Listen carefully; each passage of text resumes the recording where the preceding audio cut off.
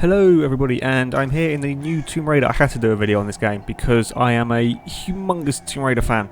Like my first sort of PC games were Colin McRae Rally and the Tomb Raider series. Shoot the rat. Come on, rat. Come back here. I'm going to shoot you.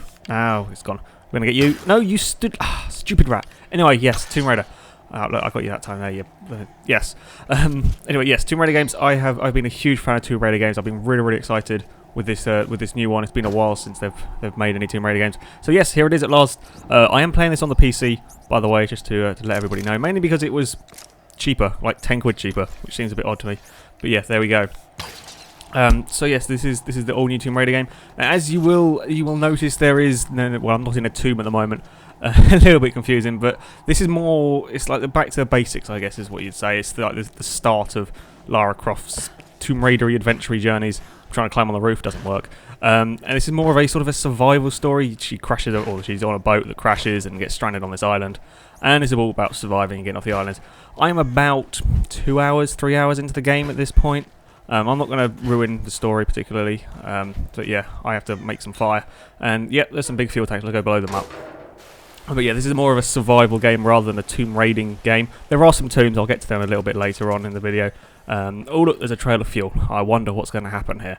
Yeah, it's more survival. It works quite well actually. I was a little bit skeptical when I first heard about it, but I haven't played this for as much as I have today. It really works. As you will notice, the graphics on this are fantastic. I mean, my computer, I hope this recording is showing them off well enough. And boom! That was always going to happen. Yeah, my computer isn't the most powerful in the world, it's relatively good, and I have to say the graphics on here are amazing. I assume on consoles as well it'll be equally pretty. Now, as I said, I don't want to talk too much about the storyline. I don't want to ruin it for you guys, so yeah. But Tomb Raider it's not the most realistic of a game. It's never afraid to sort of mess around with slightly mythical stuff and all sorts of strange and weird and wonderful monsters. I'm pretty sure in one of the Xbox versions I played on it, you got to have Thor's hammer as well. So yeah, the game will probably get mythically strange at some point. Early parts have all been pretty much survival on an island. Now, as you can see here, I'm being chased down a hill by I don't even know what that is, engine from a plane. It is a very cinematic game. And I can't decide whether that's a good thing or a bad thing. At points, like on this bit here, for example, it kind of doesn't tell you very often when you're controlling the character and when it's sort of cinematic. It's kind of a cool system, but I have been known to stand for a while not doing anything, thinking it was still in a cutscene. I mean, I guess that's kind of impressive for a game graphically wise. But yes, it is a very sort of cinematic-y game. And if you like that sort of thing, then this is fantastic. It's a very good game. The graphics are stunning, and yeah, I managed to survive a plane chasing me down a hill. It is a little bit over the top at times, but I really like the story. Yeah, you're alright, just walk it off, you're fine. You know, you weren't chased by a huge fireball of an engine down a hill. See, look, everything's fine.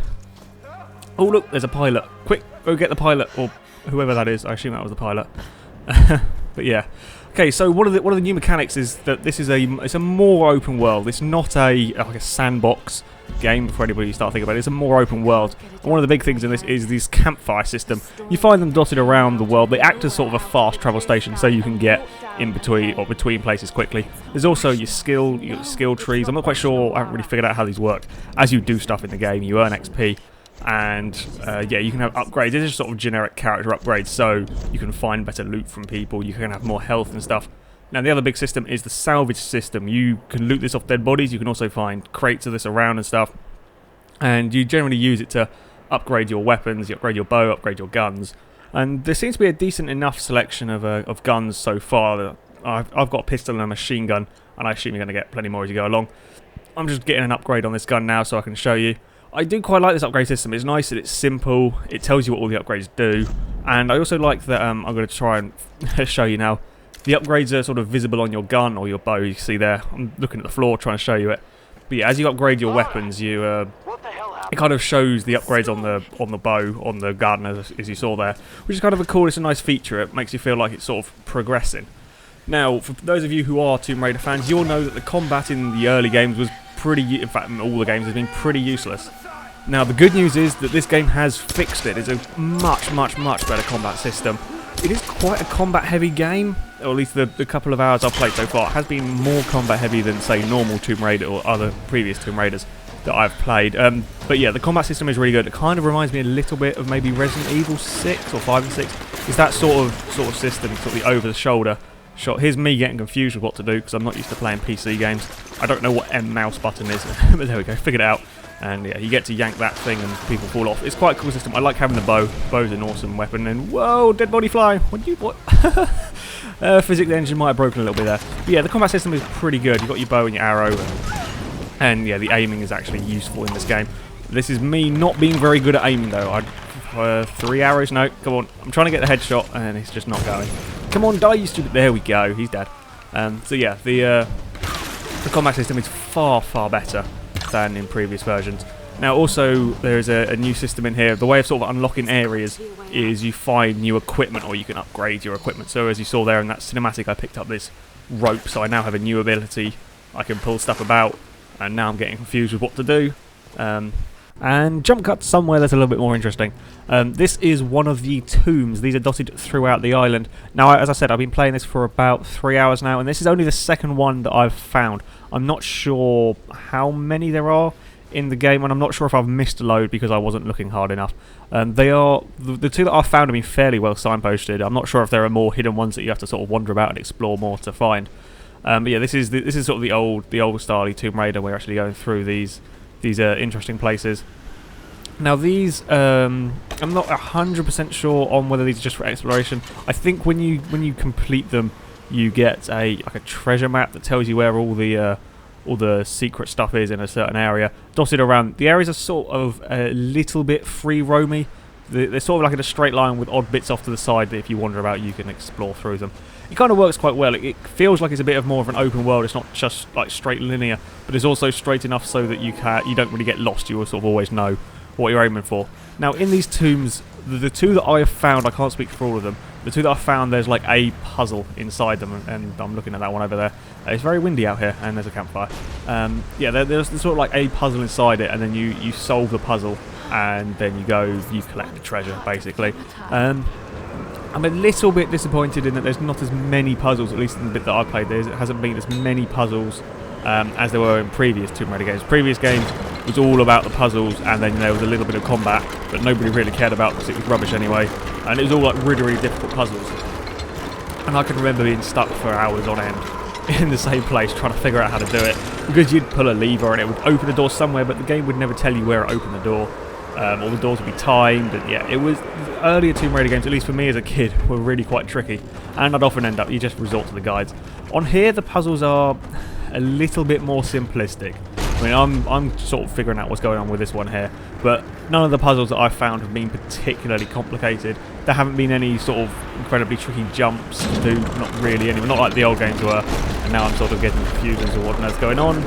The wind, I quite like this wind physicsy thing. This is a new puzzle that I haven't seen before. It's quite cool. It just sort of adds another challenge. There's always your levers and pulleys and whatever. But yeah, the puzzles is a little bit disappointing, I guess, to me. They're quite simplistic. There's also got this new feature here that I'm trying to show off not very well.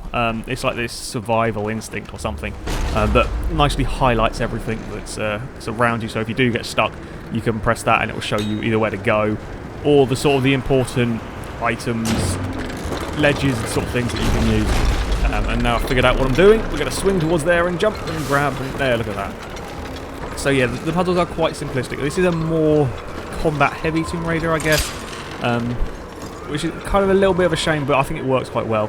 It kind of suits the second as well. The tombs aren't particularly big. I mean, I'm going through this one in like 3 minutes or something, and I've got to the end. The tombs aren't very big, but then again, in real life, you know, the tombs aren't really a huge thing to explore, I guess. Not many anywhere as huge as the ones you find in previous Tomb Raider games. I always have my bow ready because you never know when something nasty is going to jump out from around the corner. And look, we found treasure! Open the chest. Ooh, lots of treasure. Well, yeah, that's the tombs. They are quite fun. I don't know how many of them are. I hope there's plenty to keep you interested. But kind of, I'll let you steal some random bit of treasure from there. And we finally move on to, well, I was not very sure about this bit at all when I heard this was in, but this is multiplayer in a Tomb Raider game. What's going on? It shouldn't be here. But yes, there is multiplayer in this Tomb Raider game. I mean, to be honest, most games these days have multiplayer of some description in them, whether it be co-op or whether it be competitive. This one here is a competitive. I'm dead already. Wow, that didn't take me long. This is my first game, by the way, just to let you know. I am useless, so yeah. Yes, there is a number of, like 4 different game modes. They all seem very sort of generic-y, like team deathmatch. I'm playing rescue at the moment, where you have to bring 5 medi packs back to an area while the enemy team tries to stop you. It's all sort of very generic shooter and nothing particularly interesting. Yeah, I'm dead.